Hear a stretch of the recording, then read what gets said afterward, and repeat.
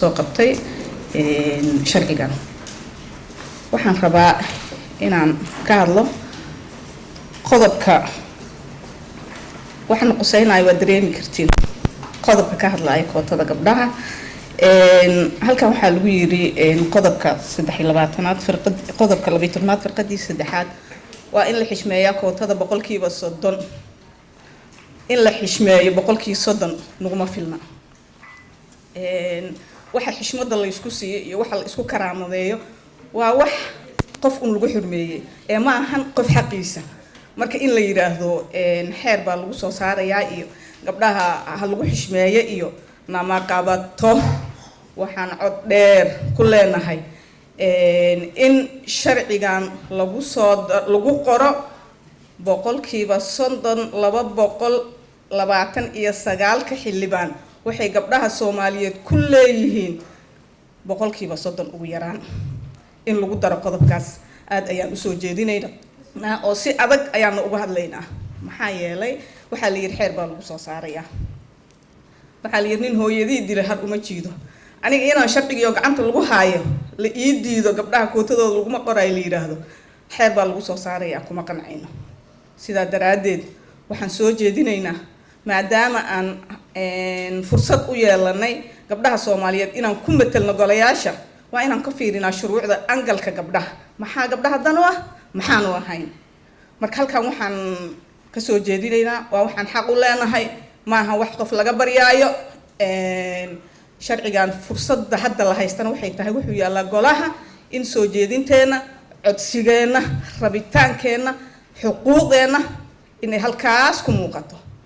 waa ku celinayaa mar labaad iyo mar saddexaad iyo mar afaraad nooma cuntanto xeer baa lagu soo saarayaa waxaa noo qaadma sharcigaas inaan wax ku yeelano war dawladeed warqadaas ku yaala haliiri marka waxaan codsanaynaa annagoo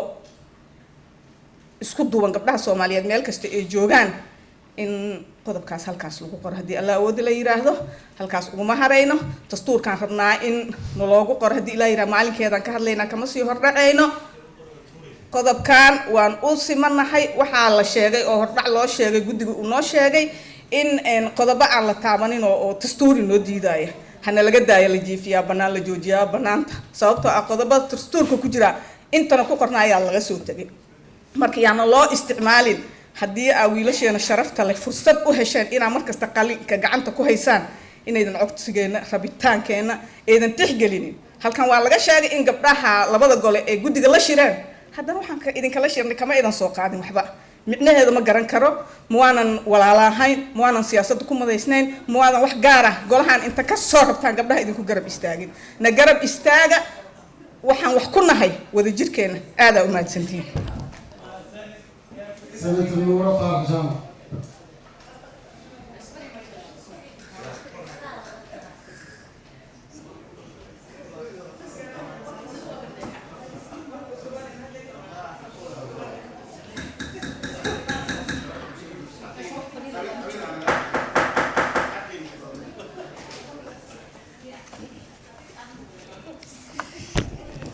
أنا أدبنا داره وخش علينا بالقربة. بسم الله السلام عليكم ورحمة الله وبركاته. وحن سلام يا جماعة كدوك أبلك السريع أبدون ياشا أو هيتا جماعة سنة هذا بعض الصحافة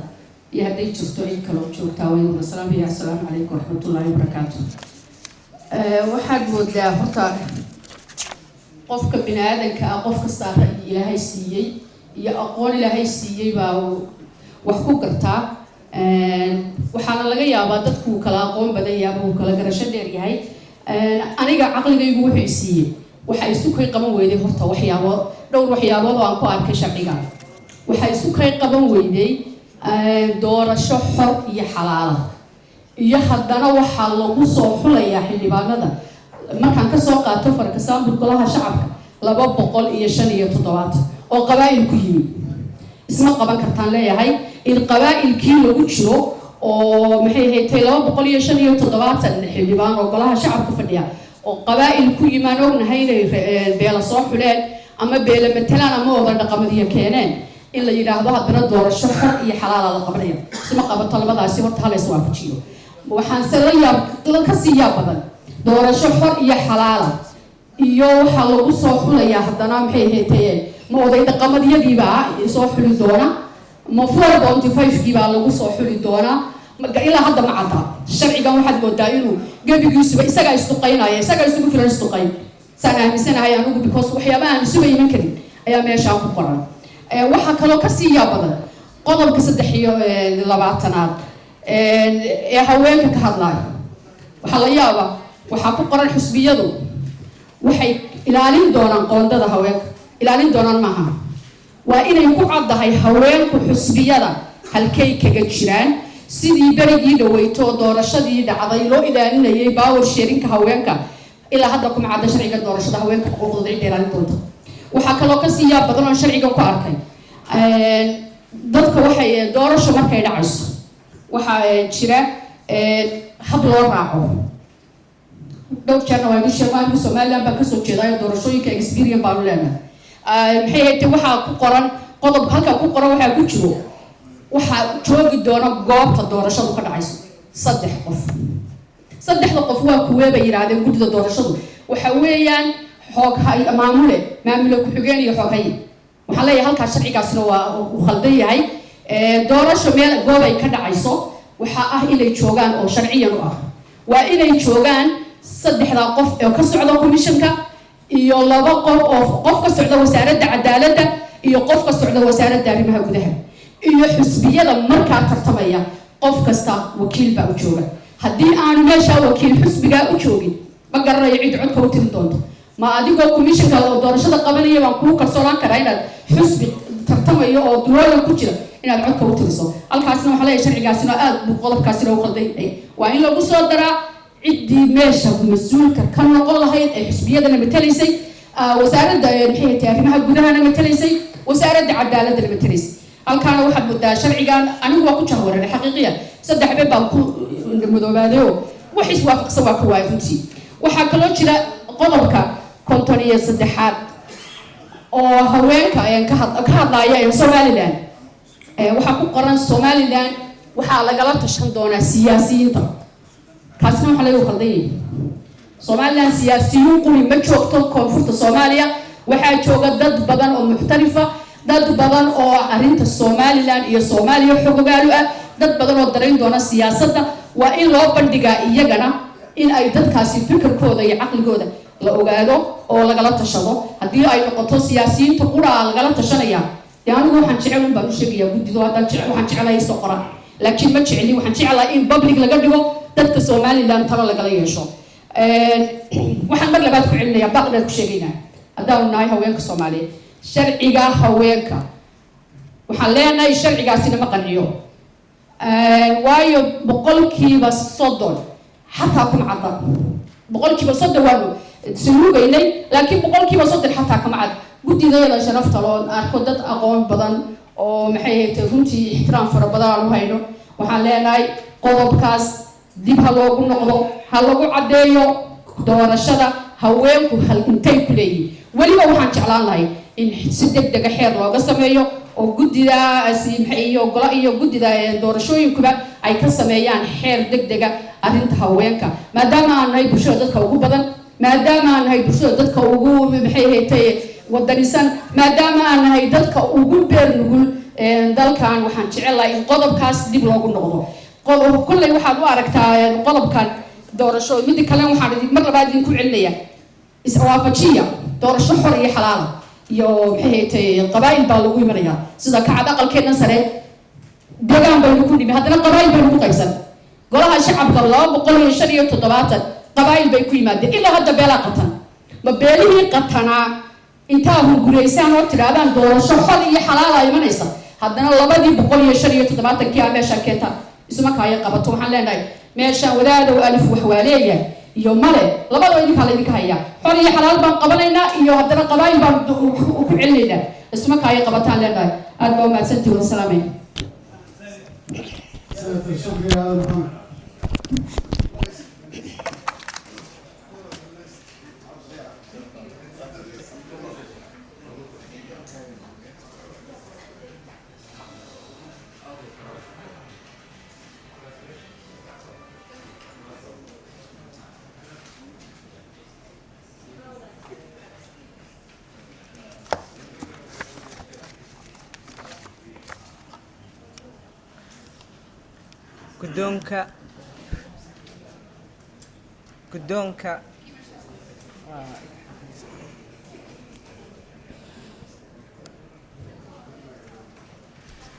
guddoonkeena sharafta leh senatarada howlwadeennada miidiyada iyo shaqaalaha aqalka waa idin salaamay assalaamu calaykum waraxmatullaahi wabarakaatu salaanka bacdi waxaan ammaan aad iyo aad u badan u soo jeedinayaa guddigeenna runtii aqalka sare ee wixiina looga soo gudbiyey golaha shacabka intay u fariisteen qodob u fiiriyeen wixii ku habboonaa in laga bedelana ay ka soo bedeleen waxyaabo yaryaroo waxaa jira loo baahan yahay in la taabto horta intaanan sii gelin qodobada kaleeto waxaan ku raacsanahay 13 walaalihiin ahoo idinku jira oo dumarka ah waxay idiin soo jeediyaan inaad meeshaasayto maantaan gacanta ku haysanaa noo gelisaan markaan taasayto aan ka gudbo wax weyn oo qodobo badan oo aan taabanaya ma jirto laakiin annaga mar horaa doorasho noogu dambeysay aqalkeennana sharci dejintiisa alxamdulillah 3 sano la soo dhaafay si fiican aan u wada sameynayna wixii naga qaldamayna waa ka raal ahaan doonaan shacabka waxaa jirta oo kaliya qodobka 12aad inaan ka hadalno sababta aan oga hadlayno qodobka 12aad ama aan u soo qaadanayo si aan ugu daayo qodobada kale dadka kale waxa waaye Soomaali waxaa fiican xarafkaaga xaggaas u yaala inaan la dhihin ee xarafka asagoo wata meesha uu tago qofka sida loo qoray markaan fiiriyo isku fiirinta meesha qodobka 12aad farqadiisa 5aad kaasaan ka bilaabayaa waxaa ku dhigan horta sida loo qoray farqada 4aad 100% waa ku qanacsana haddana waxaa la daba dhigay qodobka 5aad sida ku xusan qodobka 72 xarfada C ee dastuurka waa in xisbiyada si dhab ah u hirgeliyaan nuxurka awood qaybsiga iyo isu dheelitirnaanta matalaadda bulshada ee kuraasta aqalka sare wax fiican waay laakiin waxaa ku jirta maadaama hadaa taariikh yar gadaal aan ugu noqono waagii hore annaga waxaa nalagu soo doortay waxaa loo tagayay islaan ama muxuu ahaa odayaal appointeena laga soo dhigayay madaxweynaha dowlad goboleedka muxuu ahaa dadkaasaa u tartamaya dhihi jiray baarlamaanka ayaa na dooran jiray isla qodobka 5aad waxaa laga tagay dowlad goboleedkii waa sax in laga tago kee waxaan u soconno waxa waaye qof iyo cod sida ku xusan inta qof iyo codna madaxweyne dowlad goboleed qofuu soo appoint gareeyay ma soo gashanayaan sharciyada xisbiyada iyo meesha aan u soconno in laga bixiyay dastuurka waa in dowlad goboleedka si dhab ah oo u ilaaliyaa ee lagu bedelay xisbiga aan ka soo guurno waa saxan tahay taas waxaan rabaa in wax lagu daro xisbigu waa xisbi Soomaali awoodaheeda deegaanay ku wada qaybsan yihiin haddaan sharcigan siduu yahay aan ku gudbino waa sharci aad iyo aad u wanaagsan hadhowti waxaa la isaga imaanayaa markii halkaasayto la tago in xisbigii uu muxuu ahaa uu gelayo jahawareer uusan garanaynin markay xisbiga waa xisbi shacab Soomaali wada leedahay dadka wada leeyihiin markay dowlad goboleed iyo madaxweyne ahaa institution baa wuxuu soo dhahayay haddaan ka soo qaado 11 uu leeyahay Puntland dadkaas saasay u tartamayaan, xargahaa saas waay, ulahaa saas waay, lugahaa sayta saas waay. xisbigu ma gaari karo. in xisbiga lagu daayo waa qabaa, laakiin siiqadda in la bedelo ayaa fiicnaan lahayd, laguna bedelo la iguna taageero habka loo bedeli lahaa. markii laga soo tago xisbiga sida ku xusan qodobka 72 farqada si horta waaba ka tiri lahaaba, markay dastuurkayba ku caddahay sida loo voodi doono iyo sida loo dhihi doono. si waa ka tiri lahaa. waxaan dhihi lahaa 54 xubnood ayadoo 54 xubnood ee aqalka sare ayadoo waxaa lagu soo dooranayaa ayadoo la ilaalinaya awood qaybsiga soo jireenka ah ee bulshada ama deegaanka.